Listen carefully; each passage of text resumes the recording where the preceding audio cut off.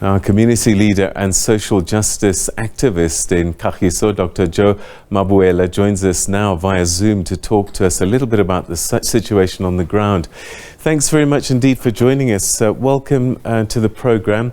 What is the situation on the ground at the moment? Thank you so much, man. Look, currently in Kagiso itself, there's relatively calm. Remember that Bekkersdal is made up of Kagiso, the two former black townships would be Kagiso and Munsieville, the one you just mentioned now. So today we had an eruption in Munsieville. Yesterday it was Kagiso. But today, Kagiso, woke up to calm, and there was nothing really that happened. Life went on as normal. Yeah. So, are you fearful that more demonstrations will happen over the weekend? Look, we are not fearful. We don't anticipate such. We don't think that there should be any demonstrations happening. I'll tell you why. Because there are processes that have been put in place. We are told there are 2 imbizos tomorrow. In the morning, there's an imbizo where it's called a ministerial imbizo.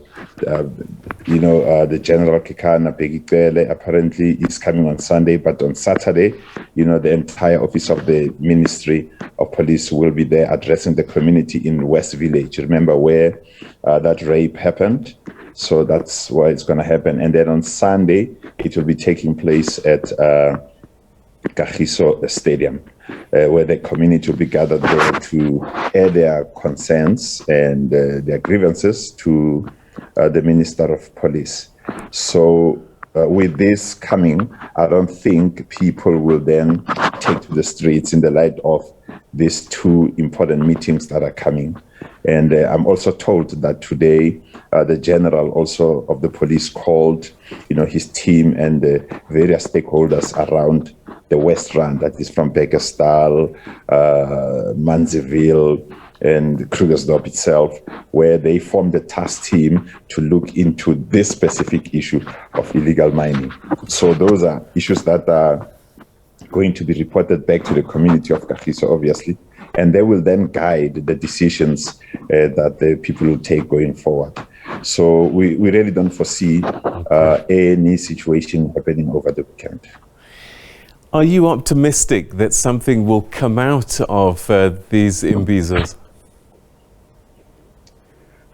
We've had imbizos before, and we've had promises. And unfortunately, promises were never fulfilled.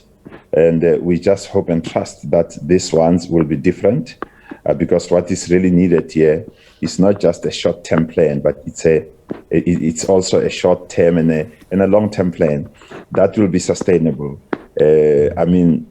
We've already shown as a community that this thing is doable, that there is capacity to clamp down on this kind of activities. And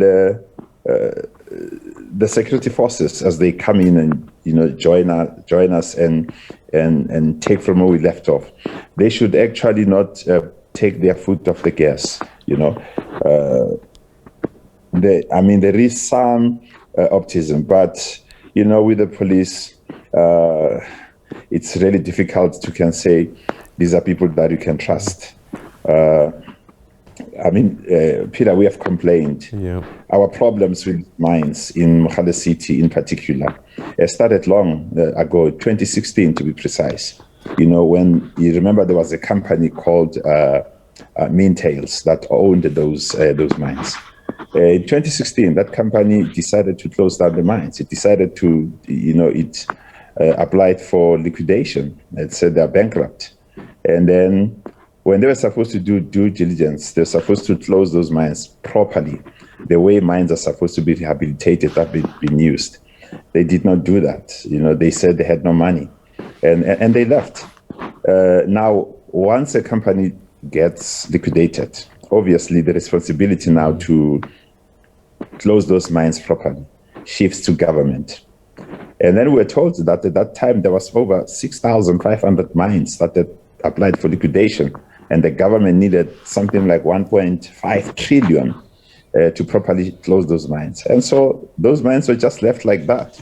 And they became a serious hazard to the community, not just in terms of what you see today, the Zamazamas. I'll tell you one thing about that particular mine in Krugersdorp where these kids were raped. That mine in itself, there's a high level of cyanide there. The white dust there is terrible. You know, when it's windy, it's bad, it's terrible. But not only that, if you go to Seoul City, where these illegal miners were flushed out yesterday, there's a stream there underground that's coming from the mines, and the water they're seeping into the reticulation system of the community. That water has been tested over and over again. It is found that it's the radioactiveness of that water is very, very high. And there's uranium in that water, high levels of uranium and other heavy metals. And so it is not safe in that place because they just left those things like that. Our water in Kagiso is not safe, you know. We're drinking that water from the tap, but we know that any time, you know, we're sitting on a time bomb, any time that water underground, those disused mines can seep into our system, and you know what's going to happen. I mean, there was a time when they tried to, demolish those dumps, and they used these explosives, and the houses around Kagiso 1 cracked. Many of the houses cracked, and they had to stop with the demolition because they were demolishing those mine dumps. They never had they never assessed the impact it would have on the environment, and so they were stopped by legal processes. And then they left those mine dumps half like that, you know, half done. They never finished them, even today, and that's something. Right. So it's a long-standing issue, as you've described.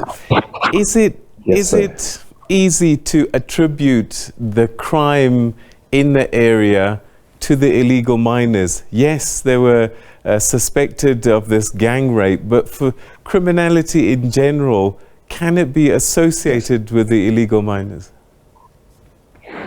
You know what happened when the illegal miners came in, because there was an opportunity, you know, because the holes were open, the shafts were still underground there, the machinery was still left in there.